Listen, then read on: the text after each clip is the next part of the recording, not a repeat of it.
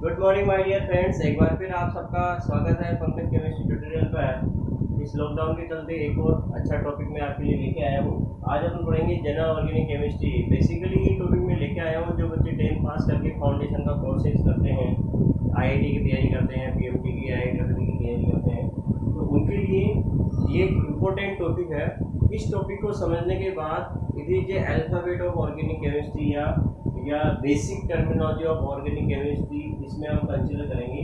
तो GOC general organic chemistry हम इसको कहते हैं। इसका पार्ट फर्स्ट अपन इंट्रोड्यूस करने जा रहे हैं। मैंने इसको दो पार्ट में डिवाइड किया है, दो वीडियोस में आपके लिए भेजूंगा। तो पार्ट फर्स्ट में अपन किस चीज़ को कंसिडर करेंगे, देखिए, इंक्लूडिंग टॉपिक्स।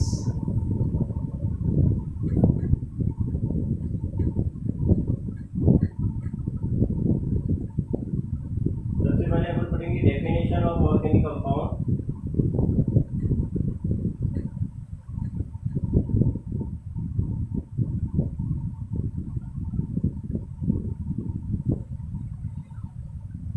इसमें फर्स्ट टॉपिक रहेगा अपना डेफिनेशन ऑफ ऑर्गेनिक कंपाउंड। इसके बाद सेकंड पे वैलेंसी ऑफ कार्बन,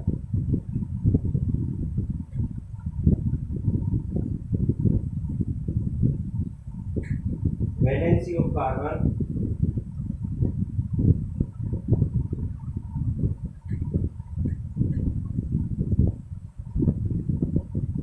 इसमें हम दो थ्योरी पढ़ेंगे, केकुले थ्योरी एंड लीवाल-बार्नहाफ्स थ्योरी। दो थ्योरी अपन इसमें इंट्रोड्यूस करेंगे।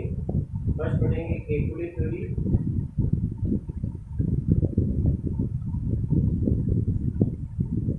एंड सेकंड पढ़ेंगे अपन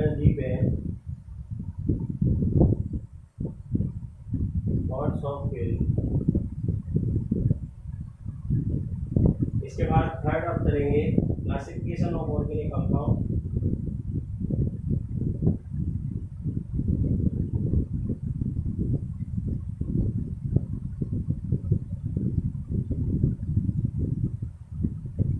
एंड फोर्थ में पढ़ेंगे बॉन्डिंग इन ऑर्गेनिक कंपाउंड।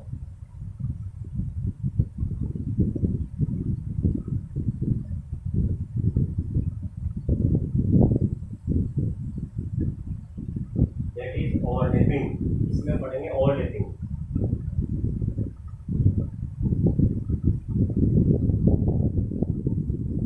देखिए, जीओसी के फर्स्ट पार्ट को मैंने चार पोर्शन में डिवाइड किया। सबसे पहले हम पढ़ेंगे definition of organic compound. Organic compound क्या होता है, या ऑर्गेनिक केमिस्ट्री की शुरुआत कैसी हुई, ऑर्गेनिक केमिस्ट्री क्या होती है। फिर वैलेंसी ऑफ कार्बन, इसमें दो थ्योरीज पढ़ेंगे अपन, केकुले थ्योरी एंड लीवाल-बार्नहाफ्स थ्योरी। इसके बाद थर्ड है classification of organic compound. Organic compound को हम क्लासिफाई किस तरह से करते हैं। इसके बाद फोर्थ हम पढ़ेंगे bonding in organic compound. Organic compound की बॉन्डिंग जनरली किसके थ्रू पढ़ते हैं, ओवरलैपिंग के थ्रू, जिसमें सिग्मा और पाई बॉन्ड फॉर्मेशन हम पढ़ेंगे। ठीक है, let's start. First, definition of organic compound.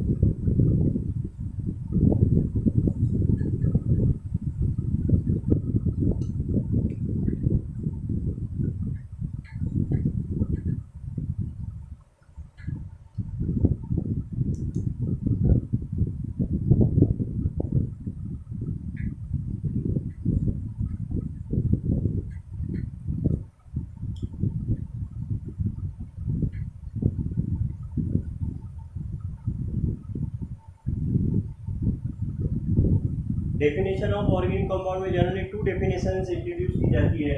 सबसे पहले ओल्ड डेफिनेशन, उसके बाद मॉडर्न डेफिनेशन। अब जो ओल्ड डेफिनेशन है,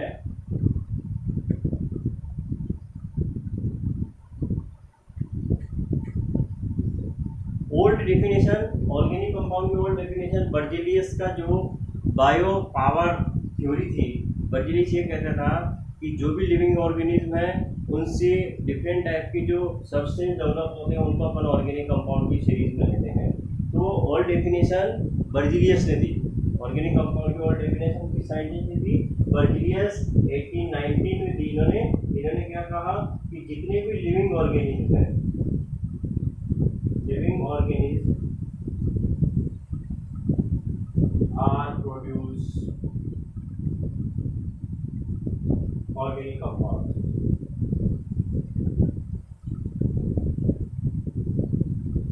इनकी सबसे पहली डेफिनेशन है जिसको हम ऑल डेफिनेशन कहते हैं।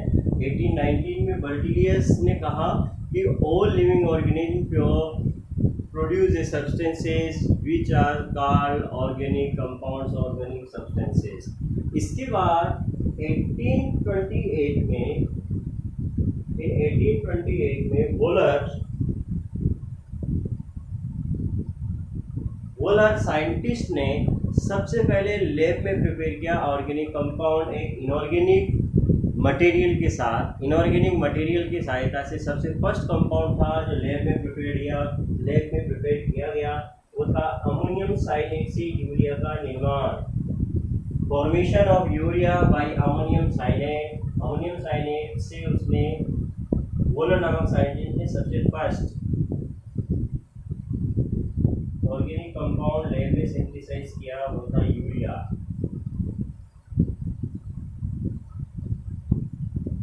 This is ammonium cyanate inorganic compound से फर्स्ट ऑर्गेनिक कंपाउंड लैब में प्रोड्यूस किया वोलर साइंटिस्ट ने 1828 में, जिसने इस डेफिनेशन को नकार दिया और एक नई डेफिनेशन दी जिसका मेन बेस बना कार्बन। ऑर्गेनिक कंपाउंड का मेन बेस क्या बना? कार्बन। तो अकॉर्डिंग टू ये तो ऑल डेफिनेशन हो गई। ऑल डेफिनेशन बर्जीलियस के लिविंग ऑर्गेनिज्म थ्योरी के अकॉर्डिंग कहेगी। तो क्या कहा कि लिविंग ऑर्गेनिज्म से जो सब्सटेंस डेवलप होते हैं वो ऑर्गेनिक कंपाउंड कहलाते हैं। उसके बाद 1828 में वोलर साइंटिस्ट ने first lab prepared organic compound का फॉर्मेशन किया वो था अमोनियम साइनेट से उन्होंने यूरिया बनाया। He synthesised urea from ammonium cyanate, the first lab prepared organic compound which is base for new definition of organic compound. Let's modern definition of organic compound.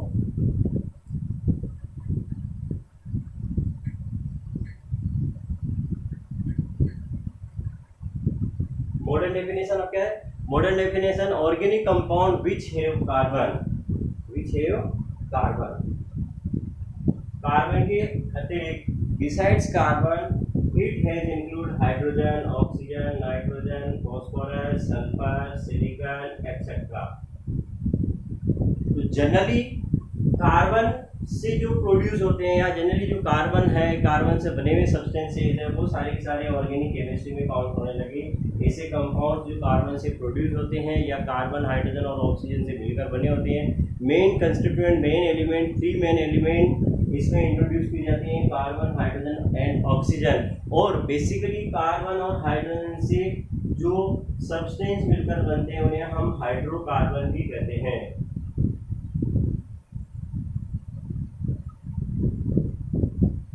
तो hydrocarbon is base substance of organic compounds. Hydrocarbon which form by the carbon and hydrogen, these are base substance of organic compound. So organic compound की definition क्या होगी? Carbon, ऐसे compounds जो carbon से मिलकर बने हों या कार्बन मेन कंस्टिट्यूएंट की फॉर्म में रहता हो उसके अंदर, और इनके अलावा hydrogen, oxygen, nitrogen, phosphorus, sulphur, silica इत्यादि एलिमेंट्स उसके साथ एसोसिएट हो सकते हैं। तो ये सारे के सारे कंपाउंड क्या कहलाएंगे? ऑर्गेनिक कंपाउंड कहलाएंगे। और यही मॉडर्न डेफिनेशन ऑर्गेनिक कंपाउंड की जिसे हम अब तक पढ़ते आ रहे हैं। अब इसके बाद देखिए व्हाट इज ऑर्गेनिक केमिस्ट्री। ये सारा का सारा पढ़ा जाता है ऑर्गेनिक केमिस्ट्री में। तो इन कंपाउंड की जो definition I, modern definition of organic compound, उसके बेस पे अपन ऑर्गेनिक केमिस्ट्री को डिफाइन कर सकते हैं। Organic chemistry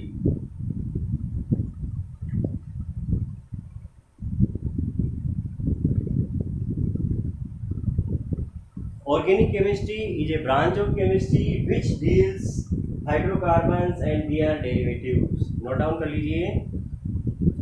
Organic chemistry is a branch of chemistry which deals hydrocarbon and its derivative। तो बेसिक कंपाउंड क्या बना? बेसिक कंपाउंड जिसको ऑर्गेनिक कंपाउंड अपन बोलेंगे वो क्या बनेगा? Hydrocarbon, that is organic compound. Clear? तो ये पोर्शन हो गया आपका definition portion, definition of organic compound. इसके बाद हम पढ़ेंगे सेकंड पोर्शन पे आ रहे हैं अपन tetravalency of carbon.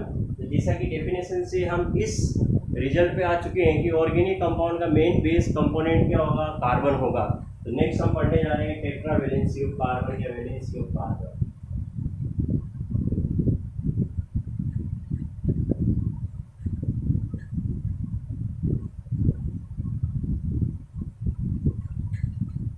Tetravalency of carbon. What is valency? First is valency. What is valency? Valency की क्या डेफिनेशन है? जैसा आपने 10th क्लास में, छोटी क्लास में पढ़ा होगा, what is valency? Number of unpaired electron, number of unpaired electron in valence shell is known as valency of that atom or elements. Number of unpaired electron in valence cell, number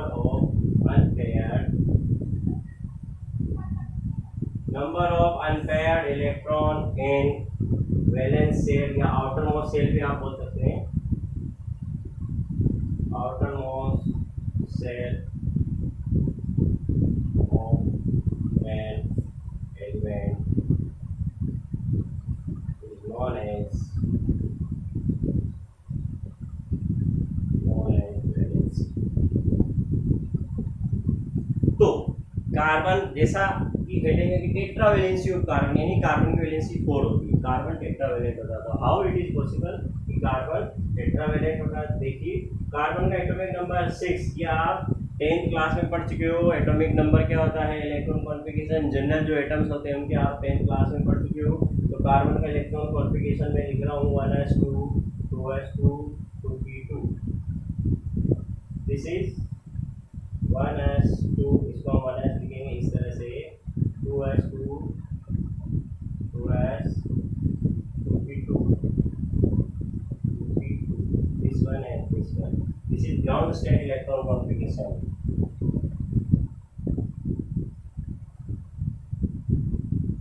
Ground state. This electron configuration of carbon in ground state, यानी कि carbon का electron configuration किसमें? Ground state में। अब देखिए, inorganic chemistry में एक rule चलता है, जब भी इलेक्ट्रॉन पेयरिंग होती है या इलेक्ट्रॉन फिलिंग होती है, तो कोई भी एलिमेंट एक सेल से एक ही सेल के एक ऑर्बिटल से दूसरे ऑर्बिटल में इलेक्ट्रॉन पुल कर सकता है स्टेबिलिटी गेन करने के लिए। तो देखिए, यहाँ पे जो नंबर 1 2 2 ये नंबर ऑफ सेल को रिप्रेजेंट कर रहा है, और ये जो S और P अपन ने लिखा है S, ये सब सेल को रिप्रेजेंट कर रहा है। This indicate shell, this indicate subshell, और जो पावर लगी हुई है उस सब सेल में प्रेजेंट नंबर ऑफ इलेक्ट्रॉन है, यानी S सब सेल में 2 electron, this S subshell also 2 electron, this P subshell 2 electron. Okay, तो देखिए, यहाँ से एक इलेक्ट्रॉन स्टेबिलिटी गेन करने के लिए एक्साइटेड स्टेट में कहाँ चला जाएगा? 2s से 2p में। तो इसका जो एक्साइटेड स्टेट में इलेक्ट्रॉन कॉन्फ़िगरेशन होता है वो होता है 1s2, 2s में 1 इलेक्ट्रॉन रह जाएगा और 2p में 3 हो जाएगा। तो टोटल इलेक्ट्रॉन अनपेयर्ड कितने हो गए? आउटरमोस्ट सेल कौन सी होगी? देखो, यहाँ पे 2 सेल्स है, फर्स्ट और second, this is first shell, this is second shell, both are second shell. तो आउटरमोस्ट सेल कौन सी होगी? Second shell. न्यूक्लियस के बाद first shell and second shell. Outermost shell कौन सी होगी? सेकंड। तो आउटरमोस्ट सेल में नंबर ऑफ अनपेयर्ड इलेक्ट्रॉन 4, इसलिए कार्बन की जो वैलेंसी होती है वो कितनी होती है? 4 होती है। कार्बन इज टेट्रावेलेंट, कार्बन क्या है? टेट्रावेलेंट है।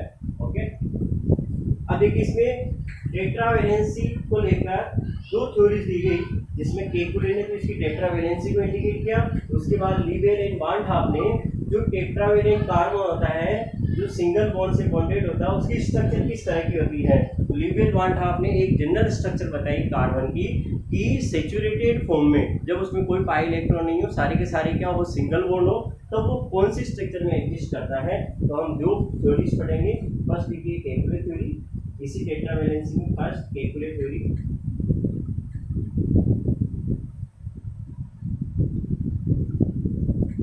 केकुले थ्योरीज ने कुछ पोस्टुलेट दिए। फर्स्ट पोस्टुलेट है कार्बन इज टेट्रावेलेंट, जैसा कि हम जान चुके हैं,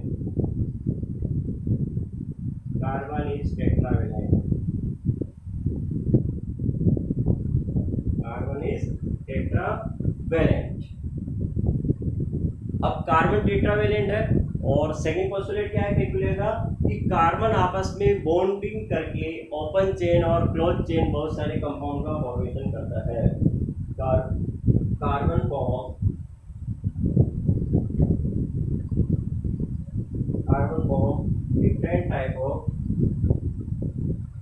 different type of open chain and closed chain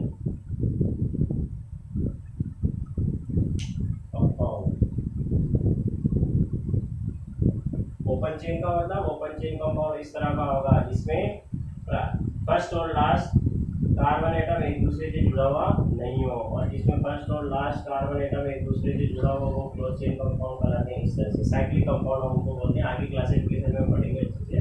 तो this is second postulate of Kekule.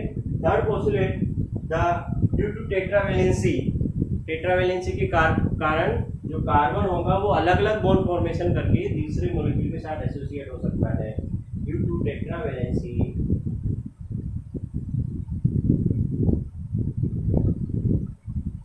Carbon में भी bond, single bond, double bond and triple bond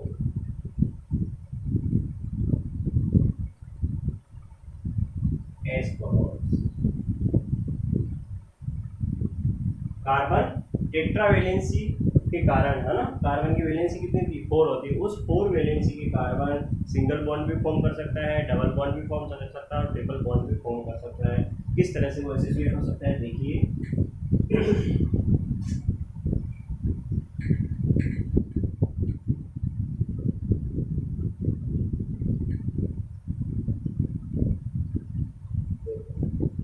four single bond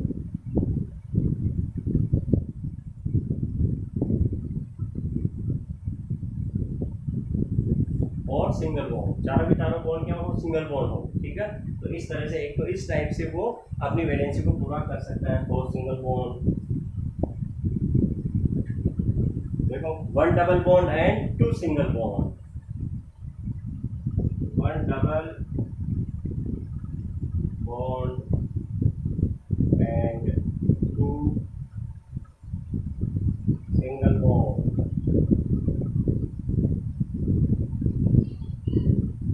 तीसरा थर्ड 2 डबल बॉन्ड, देखो 2 डबल बॉन्ड में भी carbon की valency 4 complete हो रही है। 2 double bond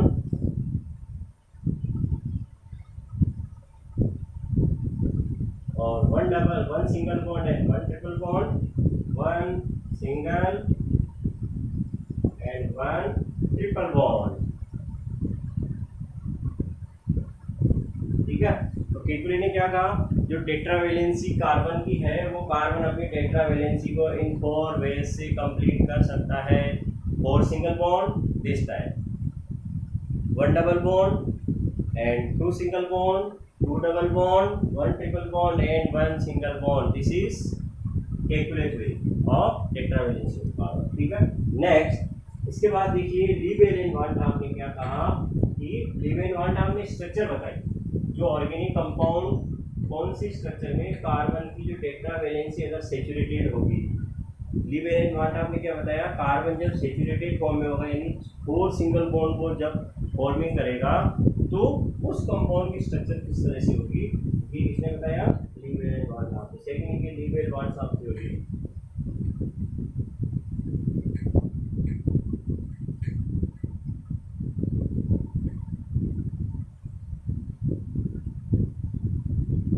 Ewell and Wansdorf theory. This theory gives the structure of organic compound having 4 single bond. This theory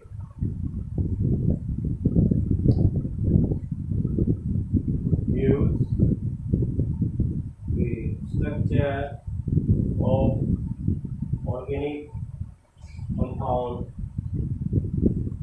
having 4 single bond, 4 single bond, यानी कि carbon के पास जब चारों सिंगल बॉन्ड हो तो वो कौन कौन सी स्ट्रक्चर में एग्जिस्ट रहेगा।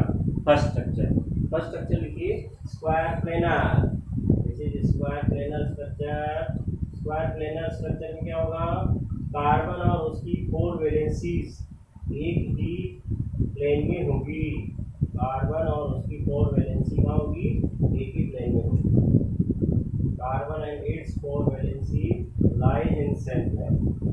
Carbon and its valency lies in same plane,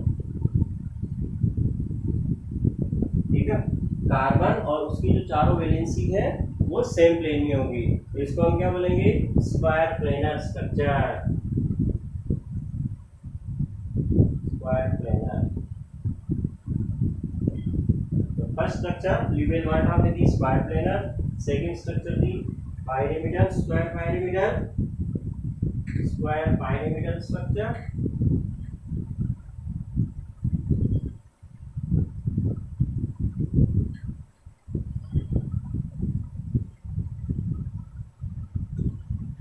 square pyramidal structure. Square pyramidal structure में क्या होगा, कार्बन की जो चारों वैलेंसी वो सेम प्लेन में होगी और कार्बन प्लेन के अबव और प्लेन के बिलो हो सकता है, यानी प्लेन के ऊपर और प्लेन के नीचे हो सकता है। इस तरह से देखिए, कार्बन की जो चारों वैलेंसी होगी वो क्या होगी, एक ही प्लेन में होगी और कार्बन का जो बॉन्डिंग होगा चारों वैलेंसी वो एक ही प्लेन में, सेम प्लेन में, और जो कार्बन होगा वो प्लेन के ऊपर भी हो सकता है और प्लेन के नीचे भी हो सकता है, above the plane and below the plane. Carbon four valency, square pyramidal में क्या होगा, the four valency, write down this, the four valency of carbon lie in same plane and the carbon situated at above the plane or below the plane. This structure is square pyramidal structure. So two structure, third structure, next tetrahedral structure.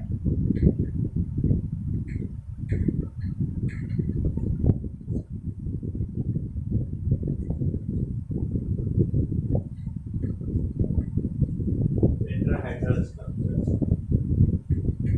Tetrahedral structure में क्या होता है, एक tetrahedron होता है जिसमें tetrahedron के corner पर कार्बन की चारों वैलेंसी होती है और कार्बन टेट्राहेड्रॉन के बीच में होता है, और टेट्राहेड्रॉन कार्बन के जो बॉन्ड है उसके बीच का है bond angle 109 degree and 28 minute होता है। This is tetrahedral structure. तो थर्ड स्ट्रक्चर जो लिबेल एंड वांट आपने दी कि जब कार्बन सैचुरेटेड फॉर्म में होगा तो ऐसे कंपाउंड की जो तीन स्ट्रक्चर थी, वो फर्स्ट स्ट्रक्चर थी स्क्वायर प्लेनर, सेकंड स्ट्रक्चर थी स्क्वायर पायरामिडल और थर्ड स्ट्रक्चर थी टेट्राहेड्रल, जो लिबेल एंड वांट आपने दी। और जो थर्ड स्ट्रक्चर है, तो थर्ड स्ट्रक्चर में क्या था, टेट्राहेड्रॉन के सेंटर में तो कार्बन रहेगा और टेट्राहेड्रॉन के कॉर्नर पे चारों वैलेंसी उसकी एस्टेब्लिश रहेगी और इनका जो बॉन्ड एंगल होगा वो होगा 109 डिग्री एंड 28 मिनट। अब देखिए, जो तीनों स्ट्रक्चर लिबेल एंड वांट आपने दी, तो इन्होंने आगे ये रिजल्ट निकाला जब इन्होंने स्टडी करी, तो first two structures square planar और स्क्वायर पायरामिडल स्ट्रक्चर, वो जो फर्स्ट टू स्ट्रक्चर है सेचुरेटेड कंपाउंड जो भी होगा कार्बन से बना हुआ है, यानी कार्बन के पास सिंगल बॉन्ड और चारों, उन सब की सारी प्रॉपर्टीज की एनालिसिस अपन फर्स्ट टू स्ट्रक्चर से नहीं कर सकते, यानी कि सारी प्रॉपर्टी को इंडिकेट ये नहीं कर सकती है। केवल टेट्राहेड्रल ऐसी है जो कार्बन से सैचुरेटेड कंपाउंड जितने भी बनेंगे उनकी अपन स्टडी इससे अपन कर सकते हैं। तो लिबेल एंड वांट आपने क्या बताया, फाइनली अपना डिसीजन क्या दिया कि जो टेट्राहेड्रल स्ट्रक्चर है वही बेस्ट स्ट्रक्चर होगी, कार्बन जब सैचुरेटेड फॉर्म में होगा तो कौन से स्ट्रक्चर में पाया जाएगा, tetrahedral structure. This is the tetravalency of carbon, जिसमें हमने केकुले स्ट्रक्चर पढ़ी और लिबेल वांट थ्योरी पढ़ी। केकुले स्ट्रक्चर ने, केकुले ने कार्बन के साथ बॉन्डिंग बताई कि कार्बन किस किस तरह से बॉन्ड बना सकता है, और लिबेल एंड वांट आपने स्ट्रक्चर बताई कि अगर कार्बन की वैलेंसी सैचुरेटेड हो, यानी कार्बन 4 सिंगल बॉन्ड से कंपाउंड बनाए, तो वो कंपाउंड की स्ट्रक्चर कैसी होगी, tetrahedral. Okay, clear? This is second part. Now third, GOC first part में, नाउ थर्ड लिखिए, क्लासिफिकेशन ऑफ ऑर्गेनिक कंपाउंड्स।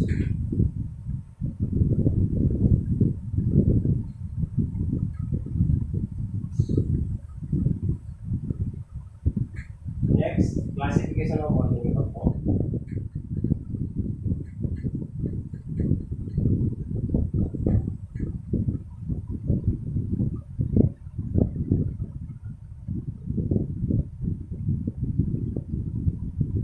अब देखिए, जो भी ऑर्गेनिक कंपाउंड होगा उनका क्लासिफिकेशन अपन किस तरह से करते हैं वो इसमें हम स्टडी करेंगे। क्लासिफिकेशन ऑफ ऑर्गेनिक कंपाउंड में let's start classification of organic compound.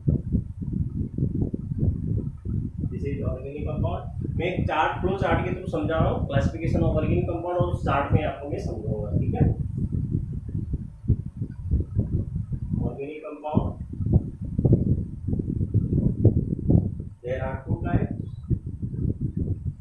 cold chain and closed chain.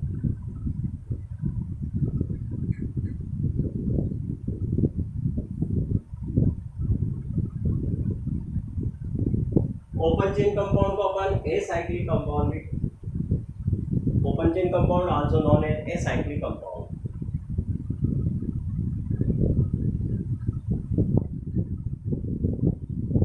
Acyclic means a means not, cyclic means cyclic यानी जिसमें साइकिल न हो, यानी open chain first carbon and last carbon आपस में एक दूसरे से कंबाइन नहीं हो. इसमें फर्स्ट कार्बन और लास्ट कार्बन आपस में कंबाइन होगा तो ये क्या कहलाएगा, क्लोज चेन और cyclic compound.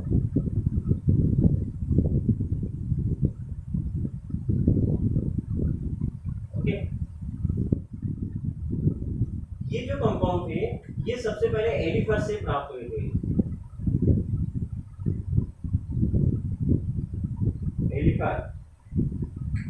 एलिफर is a Latin word जिसका मतलब होता है मोम, यानी ये कंपाउंड मोम और उससे डेरिवेटेड है, इसलिए हम इसको क्या बोलते हैं, एलिफेटिक कंपाउंड बोलते हैं. एलिफर मींस मोम होता है.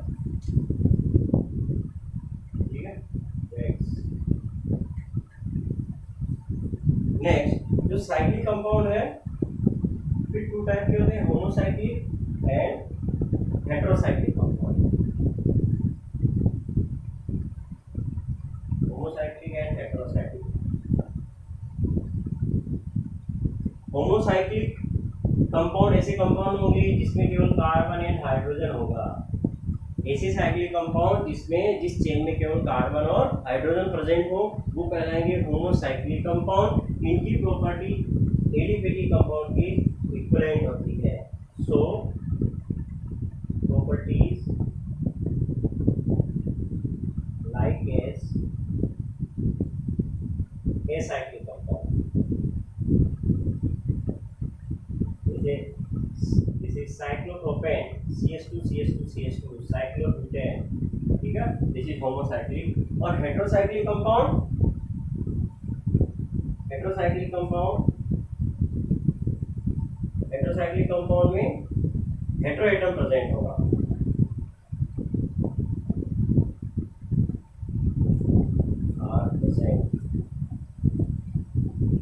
हेटेरोसाइक्लिक कंपाउंड में हेटेरो एटम प्रेजेंट होगा. हेटेरो एटम कार्बन और नाइट्रोजन, कार्बन एंड हाइड्रोजन के अलावा इसके अंदर नाइट्रोजन भी हो सकता है, फास्फोरस भी हो सकता है, सल्फर भी हो सकता है, ऑक्सीजन भी हो सकता है, कुछ भी हो सकता है. Hetero atom is present. अब जो होमोसाइक्लिक कंपाउंड है फिर टू टाइप्स के होते हैं. Homocyclic compound alicyclic and aromatic. Alicyclic and aromatic. मैंने यहीं पे इसको डिफाइन कर दिया था. ये होमोसाइक्लिक कंपाउंड फिर टू टाइप के होते हैं, alicyclic compound and aromatic compound. Alicyclic compound and aromatic compound. Alicyclic compound ऐसे कंपाउंड होते हैं जिनकी प्रॉपर्टीज एलिफर यानी एलिफेटिक कंपाउंड की इक्विवेलेंट होते हैं. और एरोमेटिक कंपाउंड एरोमा से बना. एरोमा स्पेसिफिक वर्ड है. एरोमा मींस स्मेल, यानी एक स्पेसिफिक स्मेल होती है. वो सारे के सारे कंपाउंड एरोमेटिक कंपाउंड कहलाते हैं. जैसे बेंजीन है, फिनोल है, ये सारे के सारे कंपाउंड क्या होंगे, एरोमेटिक कंपाउंड होंगे. तो this is the classification of organic compound. इसके बाद हम नेक्स्ट पढ़ेंगे bonding in organic compound. GOC का जीओसी पार्ट फर्स्ट का last portion, bonding in organic compounds.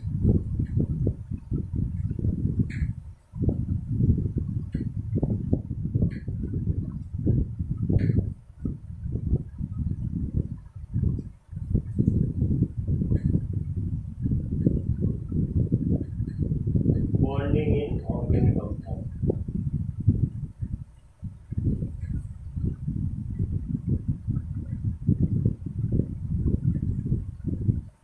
Bonding in organic compound. Organic compound में जो बॉन्डिंग होती है वो ओवरलैपिंग की प्रोसेस से हम समझ सकते हैं.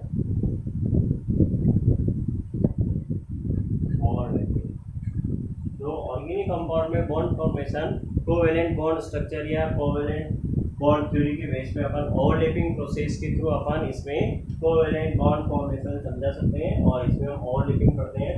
ओवरलैपिंग के थ्रू टू बॉन्ड्स फॉर्मेशन होता है, एक sigma bond and pi bond. तो अपन आगे ओवरलैपिंग पढ़ रहे हैं. ओवरलैपिंग वास्तव में प्रोसेस होता क्या है, ओवरलैपिंग में कोई भी टू एटम्स अगर स्पेस में जैसे कोई टू एटम्स है, इन एटम्स के पास देखो एक इलेक्ट्रॉन होगा, ठीक है, सेल में इलेक्ट्रॉन होगा और न्यूक्लियस होगा। तो जब ये एटम स्पेस में होते हैं तब इनके पास अट्रैक्शन फोर्स काम करता है। जब दोनों एटम से डिफरेंट अट्रैक्शन फोर्स होता है, एक एटम के न्यूक्लियस और दूसरे एटम के इलेक्ट्रॉन दोनों के बीच में अट्रैक्शन फोर्स, अट्रैक्शन फोर्स। तो इस अट्रैक्शन फोर्स के कारण ये दोनों, इस अट्रैक्शन फोर्स के कारण ये दोनों एक दूसरे के क्या आते हैं, पास पास आते हैं। They come closer due to this attraction force, और अट्रैक्शन फोर्स के कारण एक दूसरे के क्लोजर आते हैं और एक स्पेसिफिक डिस्टेंस तक आपस में ओवरलैप कर जाते हैं। एक स्पेसिफिक डिस्टेंस तक आपस में ओवरलैप कर जाते हैं। इस डिस्टेंस के बाद आगे ओवरलैपिंग नहीं होती। क्यों? बिकॉज जैसे ही ये इतनी डिस्टेंस पर ओवरलैपिंग करेंगे, इसके बाद इस इलेक्ट्रॉन के बीच और इस न्यूक्लियस के बीच रिपल्सन फोर्स, जो रिपल्सन फोर्स है वो इफेक्टिव हो जाएगा अट्रैक्शन फोर्स की तुलना में। In comparison of attraction force, in this condition the repulsion force of between two nucleus and between two electrons और डिफरेंट एटम्स आर इफेक्टिव। सो तो इतनी सी ओवरलैपिंग होने के बाद में, यानी कि बॉन्ड फॉर्मेशन होने के बाद में ओवरलैपिंग का प्रोसेस स्टॉप हो जाता है और एक बॉन्ड बन जाता है। इसको हम क्या बोलते हैं, बॉन्ड। और दोनों एटम्स आपस में जुड़कर मॉलिक्यूल फॉर्मेशन करते हैं। तो this is the overlapping process in organic compound. तो इस ओवरलैपिंग प्रोसेस के थ्रू टू टाइप्स के बॉन्ड बनते हैं, sigma bond and pi bond. तो अपन क्लासिफिकेशन चार्ट के थ्रू पढ़ेंगे सिग्मा बॉन्ड किस तरह से बनेगा और पाई बॉन्ड किस तरह से बनेगा। नेक्स्ट देखिए overlapping.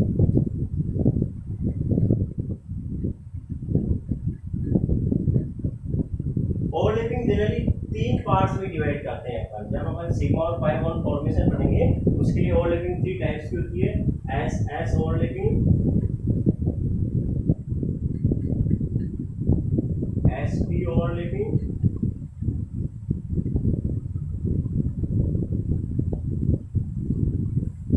PP overlapping.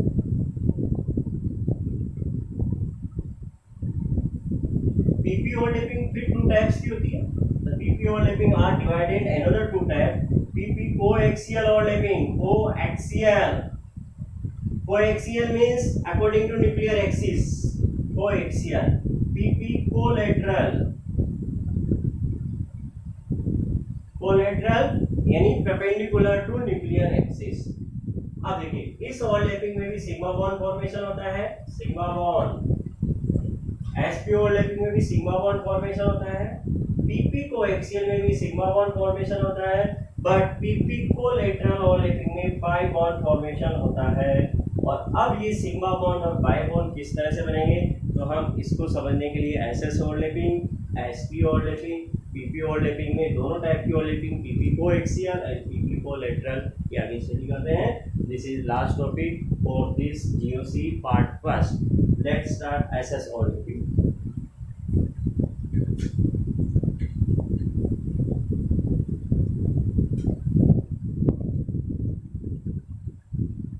S overlapping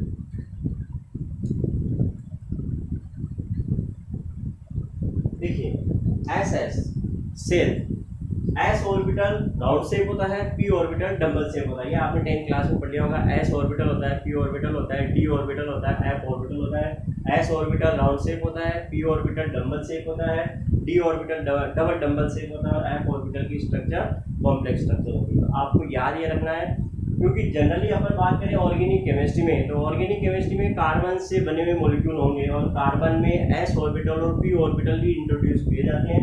इसलिए हम ओवरलैपिंग में एस और पी को इंट्रोड्यूस कर रहे हैं। इसके बेस पे ओवरलैपिंग हमने 3 टाइप की पढ़ी है। एस ओवरलैपिंग, एक 1s ऑर्बिटल, इसका एग्जांपल के थ्रू हम इसको समझेंगे। 1s orbital is combined with another s orbital, suppose formation of H2 molecule। H2 means one hydrogen molecule, 1s1 electron configuration, 1s1 electron configuration. This is round shape, this is nucleus, this is round shape, this is nucleus। and जब attraction force प्रभावी होगा तो क्या होगा, ये bond formation करेंगे और hydrogen single bond hydrogen यानी सिग्मा बॉन्ड फॉर्मेशन होगा, H2 मॉलिक्यूल फॉर्मेशन होगा। This is S S overlapping. ये क्या कहलाती है? एस एस ओवरलैपिंग कहलाती है। Next S P overlapping. Example लिखिए, H F molecule, H F molecule, देखो F electron configuration 1s2 2s2 2p5, यानी 2p5 1 2 3 4 5, ठीक है। ये पार्ट करेगा बॉन्डिंग में। और कौन सा पी ऑर्बिटल है? 2p है, तो पी ऑर्बिटल की शेप डबल शेप, जब दोनों पास पास आएंगे तो डबल शेप की इसका न्यूक्लियस है, तो एक बॉन्ड फॉर्मेशन होगा। और इस तरह से इस बॉन्ड फॉर्मेशन, ये बनाएगा हाइड्रोजन सिंगल बॉन्ड, ये बनाएगा क्लोरीन HF मॉलिक्यूल, ठीक है। तो एक निश्चित डिस्टेंस पर, एक फिक्स डिस्टेंस के बाद ओवरलैपिंग प्रोसेस स्टॉप हो जाता है, बिकॉज वहां पे रिपल्सन फोर्स अट्रैक्टिव हो जाता है, इसकी तुलना में अट्रैक्शन की तुलना, ठीक है। अच्छा molecule. Next PP, PP overlapping में first PP coaxial overlapping, PP coaxial, PP coaxial overlapping के एग्जांपल लिख लीजिए। F2 मॉलिक्यूल का फॉर्मेशन, अभी जो हमने पढ़ा है F2 मॉलिक्यूल, तो देखिए हेलोजेंस भी ऑर्गेनिक कंपाउंड में इंट्रोड्यूस किए जाते हैं, तो F and this F 1s2 2s2 2p5 1s2 2s2 2p5, यानी कि p ऑर्बिटल पार्ट करेगा, ये p ऑर्बिटल इसका और ये p ऑर्बिटल इसका, this is nucleus, this is also nucleus, one p orbital also part, this one p orbital part in bonding, this one p orbital part in bonding, और ये p orbital nuclear axis के along overlapping करेंगे, nuclear axis के along overlapping करेंगे इसके, ठीक है। तो क्या होगा? एक बॉन्ड फॉर्मेशन होगा, और ये बॉन्ड बनाएगा आपका sigma bond, this is nucleus of this atom, this is nucleus of this atom, this is sigma bond, और इसका निर्माण हो जाएगा F2 molecule, this is F coaxial. F collateral overlapping में 5 बॉन्ड फॉर्मेशन होगा, राइट ऑन दिस, हो गया, okay. PP collateral overlapping, next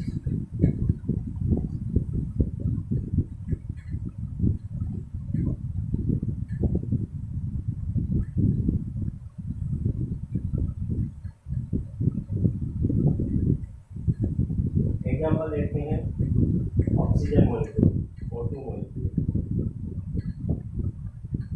देखो 5 बॉन्ड फॉर्मेशन होगा oxygen molecule, one oxygen molecule combined with another oxygen molecule, electron configuration 1s2 2s2 2p4, okay 2p4 में molecule orbital लिख रहा हूँ, देखिए 2 orbitals are parts in overlapping, 2p orbitals take parts in overlapping, these 2p orbitals are part in overlapping, देखो कैसे होगा, one orbital this one, second orbital this one, one orbital this one, second orbital this one, ठीक है।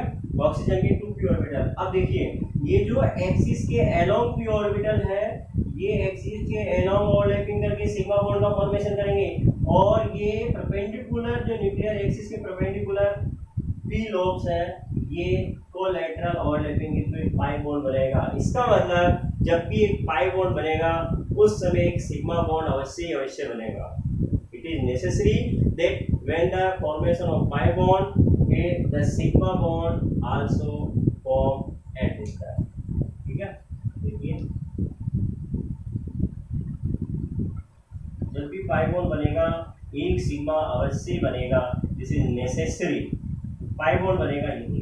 अब जब pi bond बन रहा है तो पाई बॉन्ड में क्या हो रहा है, मैं इसको इधर ऊपर लिखा हूँ, इस पाई बॉन्ड बनने का प्रोसेस में यहाँ लिखा हूँ, दिखेगा नहीं, देखो जब भी ये पाई बॉन्ड बनेगा तो एक सिग्मा बॉन्ड अवश्य बनेगा, क्या बनेगा, सिग्मा बॉन्ड, इस तरह से, दिस इज सिग्मा, और पाई बॉन्ड कोलेटरल ओवरलैपिंग के थ्रू बनेगा। तो पाई बॉन्ड में half lobe of p orbital above the plane and half lobe of p orbital below the plane होती है। ऑक्सीजन डबल बॉन्ड ऑक्सीजन, इसी 1 sigma and 1 पाई। तो जब भी डबल बॉन्ड बनता है एक सिग्मा बॉन्ड बनेगा।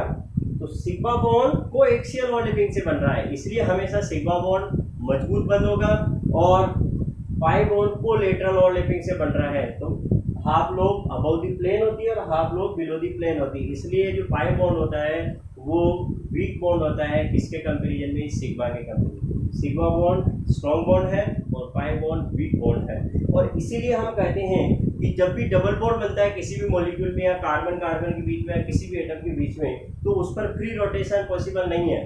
तो स्टीरियो केमिस्ट्री जब आप आगे पढ़ोगे तो उसमें हम पढ़ते हैं ज्योमेट्रिकल आइसोमेरिक में डबल बॉन्ड में फ्री रोटेशन पॉसिबल नहीं है। उसका रीजन ही यही है कि जो पाई बॉन्ड बन रहा है उसमें half lobe of pi orbital above the plane होती है और half lobe of pi orbital below the plane होती है, इसलिए उसमें फ्री रोटेशन संभव नहीं है। सिंगल बॉन्ड में फ्री रोटेशन संभव है। This is PP collateral overlapping. इसी तरह से नाइट्रोजन में ट्रिपल बॉन्ड का फॉर्मेशन होगा तो उसमें एक और पी लॉब हो जाएगी, तो 2 पाई बॉन्ड बन जाएंगे नाइट्रोजन में, 1 सिग्मा और 2 पाई बॉन्ड। तो this is the overlapping process, the part first of GOC. आशा करता हूँ आप सब लोगों को ये समझ में आया होगा। ज़्यादा से ज़्यादा वीडियो लाइक करें, शेयर करें और अपने दोस्तों में इसको पहुँचाएं। Thank you very much.